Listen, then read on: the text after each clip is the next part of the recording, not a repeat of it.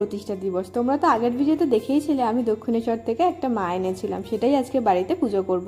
Hello everyone, day 365 challenge আজকে day 55।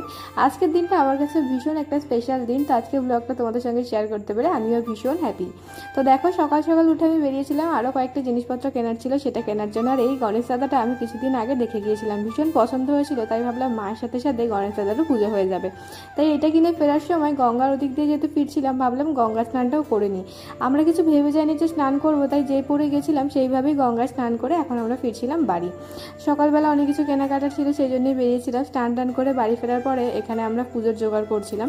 আজকে ঘরে সেরকম কিছু একটা রান্না টান্না করতে হয়নি, পুজো যেহেতু আছে আমরা সবাই নিরামিষ ছিলাম। নিরামিষ বলতে উপোস ছিলাম, শুধুমাত্র বাবা নিরামিষ খাওয়া দাওয়া করেছিল, আমরা চারজনই উপোস করেছিলাম। এই দেখো, এখন আমি শাড়ি টাড়ি পরে রেডি হয়ে গেছি। এবারে মা এখানে নিচে এসে দেখলাম আলপনা দিচ্ছে, আর আমি এখানে বসে দেখছিলাম। আর তারপরে জোগাড় যন্ত্র এবার শুরু করতে হবে। আর মায়ের প্রতিষ্ঠার সাথে সাথে আজকে আমরা বাড়িতে সত্যনারায়ণে রেখেছিলাম যে সিন্নি দেব, যেহেতু মায়ের প্রতিষ্ঠা করছি, পুজো করছি, তো সত্যনারায়ণ পুজোটাও করে নেবো, এটাই ভাবলাম, যেহেতু অনেকদিন হয়নি আমাদের বাড়িতে এই পুজোটা।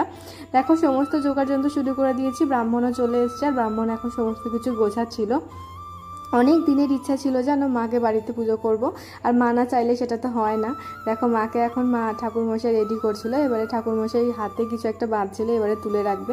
সবাই আমরা এখানেই ছিলাম, অনেক তাড়াহুড়ো করে, মানে মা ঠাকুরমশাই এসেছিল ওই 6টার দিকে, কিন্তু পুজো শেষ হচ্ছে আমাদের বাড়িতে প্রায় 10:30 বেজে গিয়েছে, তাই অনেক দেরি হয়ে গিয়েছে সবাইকে সিন্নি দিতে। এখন ঠাকুরমশাই সিন্নি তৈরি করার জন্যই কলাগুলো মাখছিল, সমস্ত আমরা জোগাড় করে দিয়েছিলাম। আর এটা ছিল মায়ের ভোগ, যেটা আমরা বাড়িতেই বানিয়েছিলাম, মানে আমি তৈরি করেছিলাম।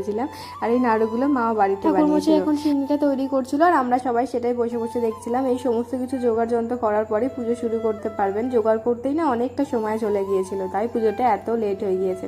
আর মায়ের পুজো তো সন্ধ্যেবেলাই হয়, না হলে সত্যনারায়ণটা সকালবেলাও করা যেত, সেই জন্য এত রাত হয়ে গেছিলো আমাদের পুজো হতে হতে।